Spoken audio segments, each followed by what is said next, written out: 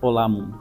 No Bit por Bit de hoje, surgiu uma dúvida. Seu armário é organizado? Você acha que você consegue achar aquela roupa que você quer, se não tiver o código de cores? Como é que acha a camisa preta manga curta com um botão, se cada coisa não está no seu devido lugar? Você tem que abrir todas as suas gavetas e procurar uma por uma. Você tem que fazer uma busca sequencial e olhar tudo até achar a roupa que você precisa. É a mesma coisa num deck de baralho. Eu quero achar o 8 azul.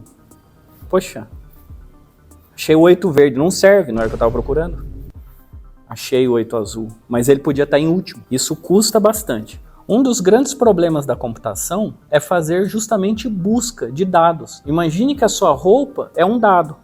Na computação eu tenho vários registros, podem ser registros em bancos de dados, podem ser arquivos, podem ser planilhas, números, vetores ou matrizes de números, e eu quero achar uma determinada informação. Para fazer essa busca em dados desordenados, em geral a gente usa o algoritmo da busca sequencial. Neste vídeo, vamos entender o problema e estudar o algoritmo da busca sequencial, implementá-lo em C, fazer o teste de mesa e descobrir o custo computacional para se fazer uma busca sequencial. Tudo isso nós vamos ver bit por bit.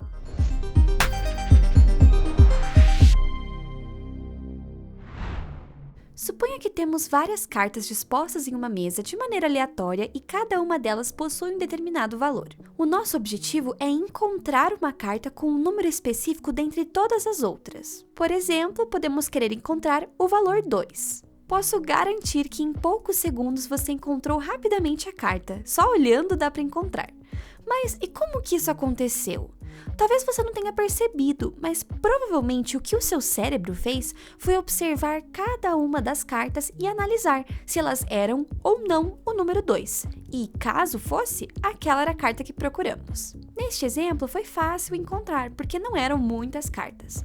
Mas se eu colocar um monte de cartas, todas embaralhadas, a busca não vai ser tão rápida. Mas o passo a passo para encontrar será o mesmo. Você vai estar comparando cada carta uma a uma com a que você está buscando. Seguindo essa lógica, podemos pensar em um algoritmo que faça a busca do valor que queremos. Escolhemos um valor e analisamos. Ele é o valor que procuramos? Não. Então, vamos para o próximo. Ele é o valor que procuramos? Não. Então, vamos para o próximo. Ele é o valor que procuramos? Sim, então encontramos. Veja que estamos comparando cada elemento um após o outro de maneira sequencial. Por isso, esse algoritmo de busca recebe o nome de busca sequencial. Ele também é chamado de busca ingênua, pois, querendo ou não, é um algoritmo um tanto exaustivo. Estamos comparando todos os elementos com o que queremos encontrar. Agora que entendemos o problema, vamos formalizá-lo. Para escrevermos o código desse algoritmo, a estrutura de dados que usamos para representar essa sequência de cartas pode ser um vetor. Como vamos percorrer cada carta, ou melhor, cada elemento do vetor, precisamos saber onde que ele começa e onde que ele termina, ou seja, precisamos dos seus índices. E, é claro, precisamos saber também qual é o elemento que estamos procurando. Então, a entrada do algoritmo da busca sequencial é um valor x a ser buscado e um vetor indexado por A e B, com A sendo o índice do primeiro elemento e B o do último. A saída, o que queremos receber, é o número n, que corresponde ao índice de onde o elemento x se encontra, ou seja, v de n é igual a x, então o valor do vetor na posição n é o elemento que encontramos. Como n é um índice do vetor, claramente ele deve pertencer ao intervalo dos índices A e B. Caso o elemento não for encontrado, e isso pode acontecer, não necessariamente o valor vai estar presente.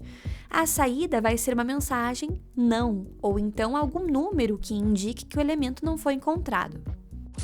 Agora que entendemos o problema, vamos escrever o algoritmo recursivo da busca sequencial em pseudocódigo. É possível escrever facilmente o algoritmo de maneira interativa, usando um laço. Mas para este vídeo vamos estar vendo a versão recursiva. Então vamos lá. Vamos chamar a função de busca sec, que vai ser uma abreviação de busca sequencial. Como discutimos anteriormente, essa função vai receber como argumento de entrada um valor x, que vai ser esse valor que vamos estar procurando dentro do nosso vetor. Então, como estamos procurando um valor dentro de um vetor, claramente vamos precisar receber esse vetor também. Então, vamos receber um vetor V. Também vamos receber os índices desse vetor. Então, A vai ser o índice do primeiro elemento e B vai ser o índice do último elemento desse vetor. Para este algoritmo, vamos pensar que estamos fazendo a busca de trás para frente. Então, o que precisamos fazer é comparar o último elemento do vetor com o valor que estamos buscando. E caso eles forem iguais, ou seja, o último elemento é o valor que buscamos,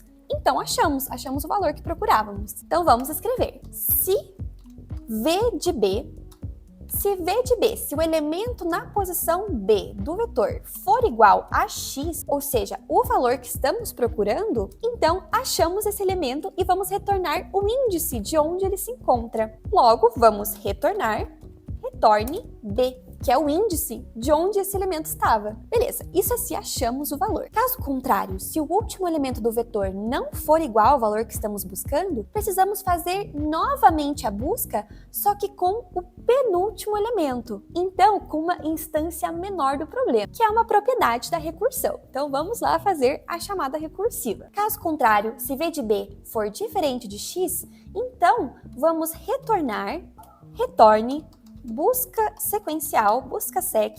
Agora, quais vão ser as entradas da nossa chamada recursiva? O elemento que estamos buscando não mudou, continua sendo x. Ainda queremos procurar o x, então x permanece igual.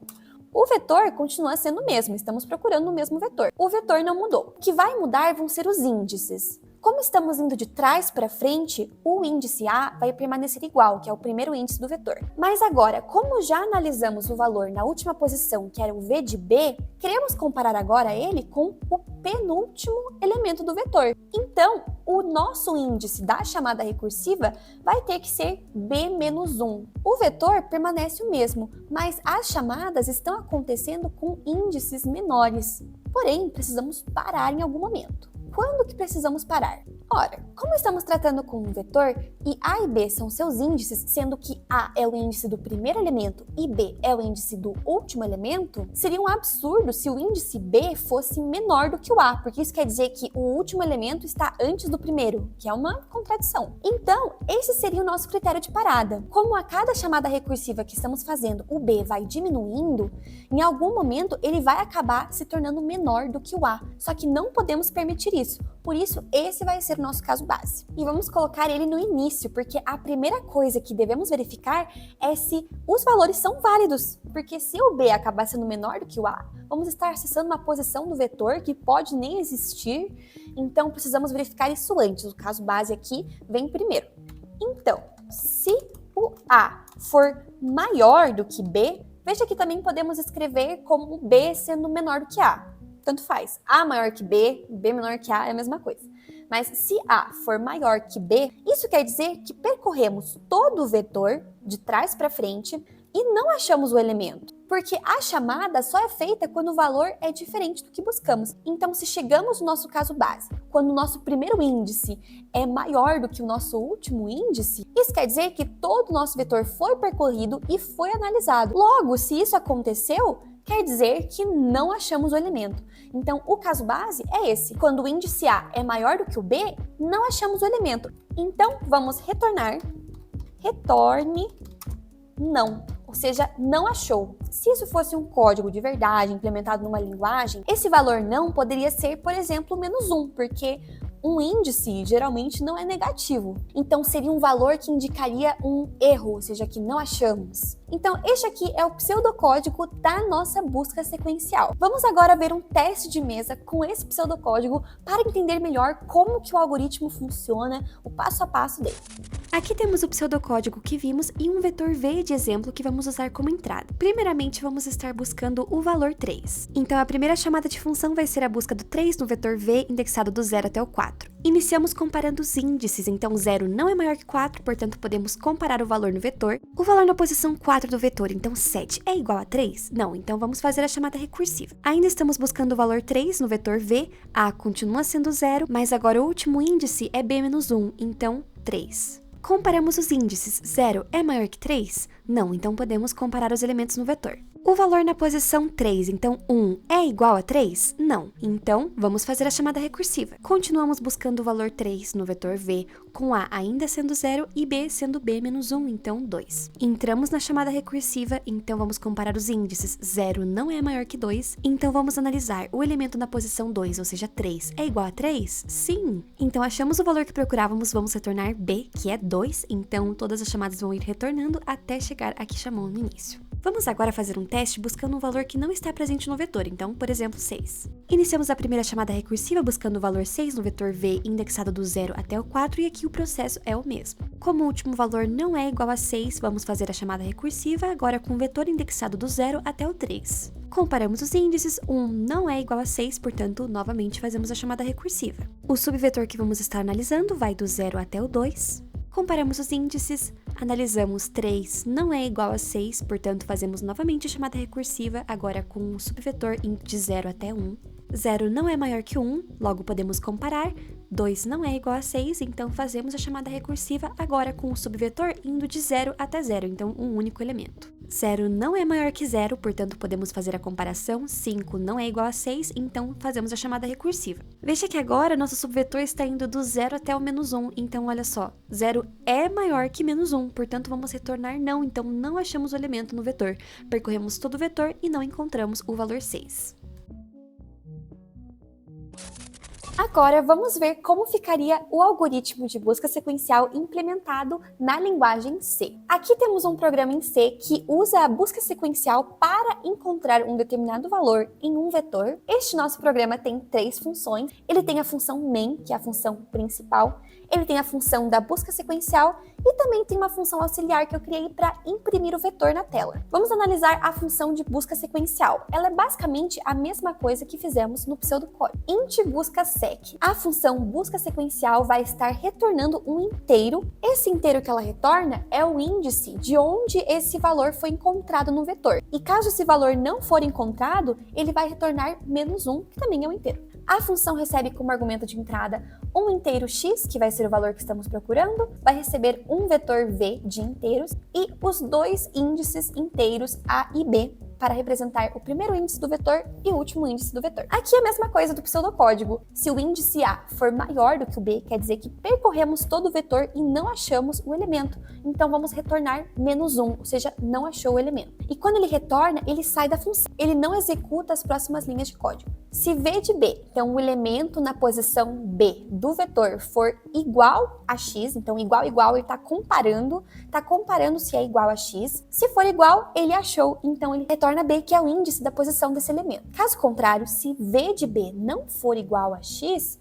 ele vai retornar a busca sequencial com as mesmas entradas x, v e a, então o elemento, o vetor e o primeiro índice, só que o b fica b menos 1, porque como vimos, estamos percorrendo o vetor de trás para frente, então esse índice b, o último índice, ele vai diminuindo até chegar na primeira posição. Vamos ver agora o que está acontecendo na função principal. A nossa função principal começa declarando um vetor de inteiros, depois eu chamo a função que eu criei imprime vetor, que vai imprimir o nosso vetor, chamado vetor, com o índice a sendo 0. Isso é um ponto interessante a ressaltar, que é que na linguagem C, os vetores são indexados a partir do 0. Então, o índice 0 corresponde à primeira posição do vetor.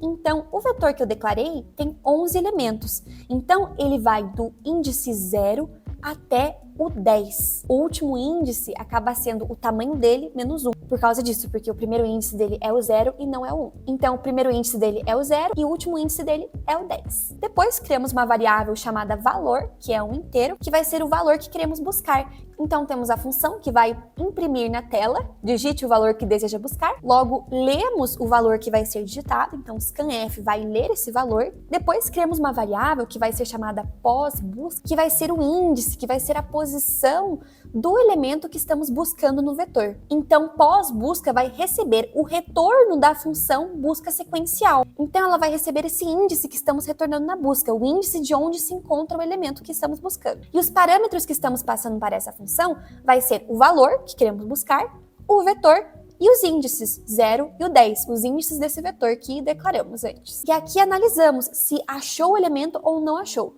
porque se a função retornou menos 1, quer dizer que o elemento não foi encontrado. Então, se a posição que foi retornada for igual a menos 1, vamos imprimir que o valor não foi encontrado e retornamos 1, que seria um valor que indicaria esse erro, no caso. Caso contrário, se a posição for diferente de menos 1, vamos imprimir a posição de onde esse valor se encontra. Então, vamos printar, o valor está na posição, e aí imprimimos essa posição busca. E depois, encerramos o programa, retorne 0 e acabou. Vamos testar. Vamos lá compilar o código GCC, que é o compilador de C, a nossa saída, então, -O vai ser a saída, o nome do executável, vamos chamar de busca-sec, e vamos estar compilando o arquivo que tem esse mesmo nome, busca-sec.c. Compilamos, agora vamos rodar o programa. Então, /, o nome do executável. Então, busca sequencial. Aqui podemos ver que ele imprimiu o vetor e pergunta, digite o valor que deseja buscar. Vamos, por exemplo, buscar o valor 8 nesse vetor. Então, o valor está na posição 1, que realmente é verdade. Veja que o 5 seria a posição 0 e o 8 seria a posição 1, então certinho. Vamos testar com mais entradas para ver o que acontece. Por exemplo, vamos buscar o valor 7. Veja que ele diz que o valor está na posição 9. Veja que temos dois valores 7 nesse vetor. Temos um na posição 4 e outro na posição 9. Ele retornou apenas a posição 9. Por quê? Porque ele retornou a primeira ocorrência. Como o nosso algoritmo vai de trás para frente, ele analisa primeiro a última posição e vai da última até a primeira ocorrência do 7 para o algoritmo acabou sendo 9, porque ele começou analisando a posição 10, depois foi para 9, aí ele viu que estava aí e retornou. Caso quiséssemos receber também a posição do outro 7, que está na posição 4, uma maneira de alterar esse código para receber essa posição 4 seria pedir para ele fazer novamente uma busca, só que agora mandar como último índice dessa busca um valor menor dessa posição. Então, mandar a busca sequencial com o primeiro índice, o A, sendo 0, e o último índice, o B, sendo 8, ou seja, um valor menor que 9. Então, assim, ele vai fazer a busca considerando apenas a outra parte do vetor que ele ainda não passou. Então, essa seria uma opção se a gente quisesse receber, por exemplo, o valor 4 também como posição que ele achou o elemento. Podemos também testar para um valor que não está no vetor. Então, vamos supor que queremos buscar o valor 10, que não está. Então, vamos buscar o 10 e vamos receber valor não foi encontrado. Então, certinho. Mas em relação ao custo da busca sequencial, será que essa busca é eficiente? Para nossa análise, podemos usar como parâmetro o custo da comparação. Então, quantas comparações esse algoritmo faz, dado um vetor de tamanho n? Suponha um vetor de 6 posições, cada uma delas ocupada por um número inteiro. Quando nós vamos fazer a busca sequencial, eu tenho uma comparação com o número que eu quero buscar e o elemento do vetor. Então, se eu quisesse buscar o 4 amarelo, eu estou comparando o elemento que eu quero buscar, 4 amarelo, com o elemento que está na última posição do vetor, achei. Isso significa que a gente teve um custo de comparação igual a 1. Porém, se eu quisesse procurar pelo 9 azul, eu tenho que comparar 9 azul com todos os elementos do meu vetor, ou seja, eu tenho que fazer N comparações até que eu ache o meu elemento. Então eu tive o custo máximo, que foi 6. Assim, o pior caso da busca sequencial é N e o melhor caso é 1. Bom, então nesse vídeo aprendemos sobre a busca sequencial. Siga o Bit por Bit nas redes sociais. Lembre de seguir o canal, curtir os vídeos, comentar e adeus mundo!